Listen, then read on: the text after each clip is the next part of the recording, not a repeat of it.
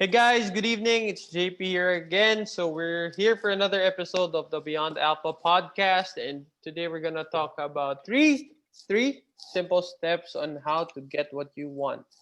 So before we start, just want to introduce my partner, Brian. Hey, Bri. So ano ang step number one natin to get what we want? Hey guys, step number one, prepare. So, may gusto ka, hindi naman pwede basta hingi-hingi lang. Ano bang, mo, ginagawa mo or ano nang ginawa mo to deserve what you want, di ba?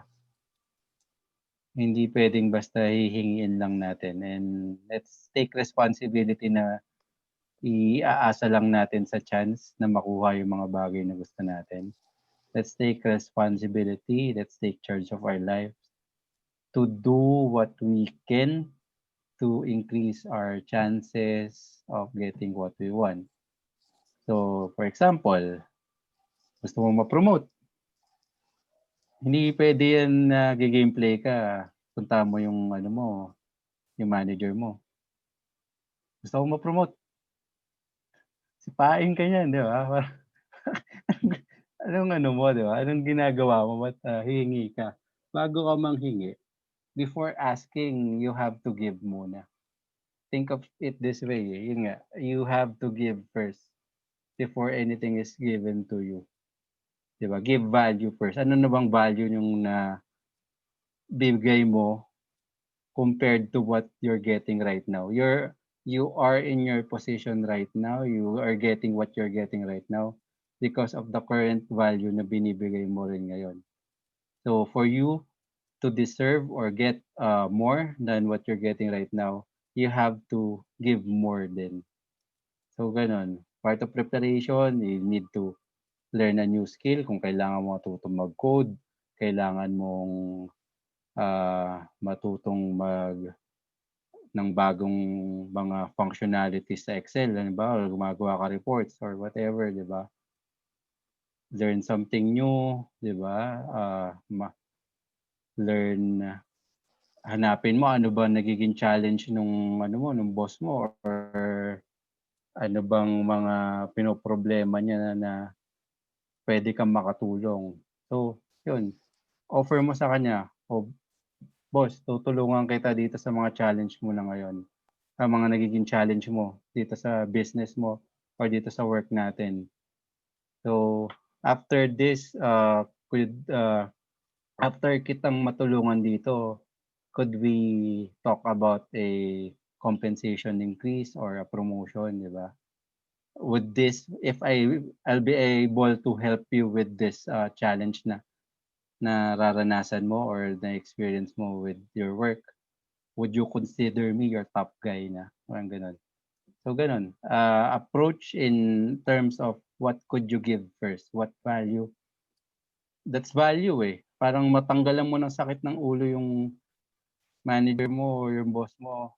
That's value for them eh. And you could, kung halimbawa ikaw boss, what would you feel na ganun yung naging approach sa'yo nung na boss, tutulungan kita, tatanggalan kita ng sakit ng ulo. Ano yung mararamdaman mo pag ganun yung naging approach sa'yo nung Siyempre, di ba, sasaya ka. Parang pag nakapag-deliver yung direct report mo or yung employee mo nung ganung offer niya, di siyempre, mas inclined ka to provide the increase or the promotion that he or she is asking for. Yun yung take ko dyan sa number one natin, pre, na prepare. Ikaw, Chong. Yung preparation, I think si Brian covered it. But for me, I just want to add something about preparing. Para saan kasama sa preparation yung knowing what it is that you want first. Kasi, halimbawa, may mga tao na ang goal nila is gusto nila gumanda yung buhay nila. Pero that's so vague. That's so vague na hindi siya uubra na ganun lang kasimple yung sasabihin mo. We have to be specific and we have to approach our life with intent. So, ang pinaka-suggestion ko is if you don't know yet, you better find out first. Kumbaga, yung mga taong nag-office pero hindi naman nila goal ma-promote. Alam mo yun? Kasama sa preparation, kasi how are you gonna prepare for something kung hindi natin alam what it is that we are preparing for? Example, gusto mo promote, syempre may mga leadership stuff na kailangan matutunan, how to be a team player or something like that. Alam mo yun? Kasi if we can define what it is that we want, mapaghahandaan natin yan. That's one step. That's one concrete step para ma-achieve natin yan. So, step number 2 is related sa step number 1. So, nagpe-prepare na tayo and sa corporate world, talagang evident to. Sa akin, parang ito yung isang nami-miss ng mga tao eh. Our step number 2 is ask. Bray, bakit ask yung step number 2 natin? Step number 1 is prepare. Step number 2 is ask. Bakit ask? As pare, you have to let your intention be known. If you'll never ask, the answer would always be no.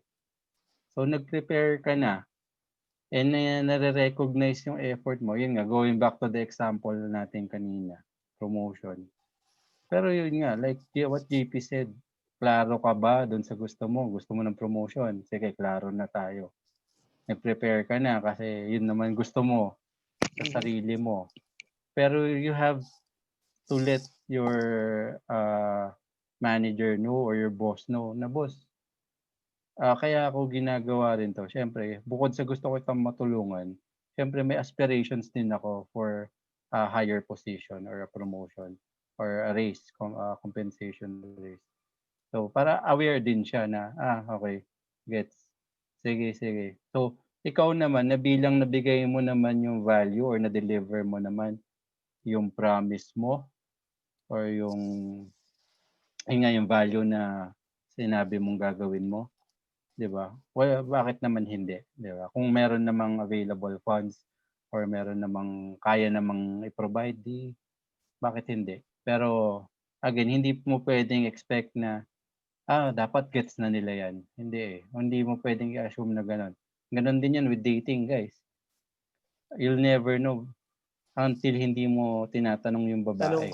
So, 'di ba? Tanong lang kung sa relationship wise naipasok Baka natin na, 'di assuming ba? ka lang na kayo na, no? Oo, nag-assume ka, oo. Di ba? Or 'di ba, baka ganun nag-assume din, ka na kahit na busted hindi ka. kayo eh. Oo, 'di ba, nag-assume ka kaagad busted ka. Tanong mo muna, kung pass siya, di ka type, di pass. Hindi magkakaubusan. So, pero until hindi mo tinatanong, hindi mo malaman eh. At least 'pag natanong mo, at least maka-move on ka kaysa yung i-hunt ka niyan on a daily or nightly basis. Ano kaya yun? Puwede kaya? Pasok kaya kung sakaling tinanong ko? At least tanungin mo na, 'pag tapos na, move on. Kung good, di masaya ka. Kung hindi, di masaya ka pa rin. At least nakadagdag sa confidence mo kasi na-try out mo, na-experience mo na. Yun yung number 2 natin, pre. Number 3, Chong. Anong number 2 natin? Number 3 is if hindi mo makuha yung gusto mo or na-deny ka sa first try, keep on improving and try again. Again, any lasting or significant change in our lives, it's not gonna come easy. Hindi siya magiging madali. Mahirap siya. Yun yung requirement eh. Paghirapan siya. So, if hindi natin makuha agad yung goal natin, let's not be discouraged. Ang step number 3 is keep on improving and trying again. Alam mo yun, yung grit natin, we have to develop it. Especially kapag ang mga pangarap natin ay medyo mataas. Dahil nothing worthwhile in this life comes easy. Tandaan natin yan. Lahat yan, kumbaga, sabi nga nila eh, the rent's due daily para sa mga dreams natin. So, kailangan natin paghandaan yon and we gotta get ready. We have to have the mental fortitude to push through even if may pinagdadaanan tayong mahirap or even if di natin siya makuha again. Sabi nga, this is alam mo, cliche nito eh, pero sa tingin ko, it's very relevant, especially sa panahon ngayon. Winners never quit and quitters never win. Simple. Ganun lang kasimple. Bray, ikaw, anong take mo dito, bro? Agree, pare. Again, if you've been following the podcast, alam niyo naman dito umiikot lagi yung topic eh. Parang iba't ibang scenario pero it's revolving around taking responsibility of your life and part of it is improving. So ganun, there's a concept of not yet eh. Halimbawang yung promotion nga, hindi mo pa nakuha, it doesn't necessarily mean na no yun. Possibly not yet pa. Hindi pa ganun kahinog. So ano yung pwede mong gawin ngayon para mahinog? Ganun din, halimbawa wala ka pang girlfriend, pero from every try mo, every tanong mo, nag-i-improve ka, mas nagiging smooth ka sa sa landi La- techniques mo, di ba? So, lalaso ka rin eventually. oo, technically, lulupit ka rin, makakadali ka rin. Kasi nga, ang gameplay mo lagi is improvement. Uy, sa try ko na to, unityan na ako pero may swabe siguro akong nasabi doon. Naka-isang date kami Next time, ano ba yung kailangan kong i-upgrade or improve para next time around, maka 2 dates na ako. Next time around, maging ano ko na, di ba? Saan na mapunta yung date. So, ayun. Agree. Anything else, pare, you want to add for this topic? Yun yung number 3. Sa akin, ano lang, just to summarize yung tatlo is, balikan ko, number 1 is to prepare, number 2 is to ask, number 3 is keep on improving and trying again until makuha natin. Pero sa akin, medyo ibang version lang is, we gotta know what we want. Tapos, let's ask the world to create. Kumaga, gusto ko to. Let's let the world know na ito yung gusto ko. We're attracting it eh. Then, if hindi natin makuha agad, well, we never stop. We stop when we're dead. Ganun lang kasimple. So, that's it for me, guys. Brian, any last words? Wala na. Good na, pre. So, website, www.imbeyondalpha.com, YouTube channel, Beyond Alpha Podcast. Search nyo yan. Click the like, click subscribe, and the notification bell. Social media accounts at imbeyondalpha. Facebook, Instagram, Twitter, Pinterest. Then, search for Beyond Alpha Podcast sa lahat ng podcast directories. Apple Podcast, Google Podcast, Spotify, Stitcher, Anchor. Thanks guys and see you next episode.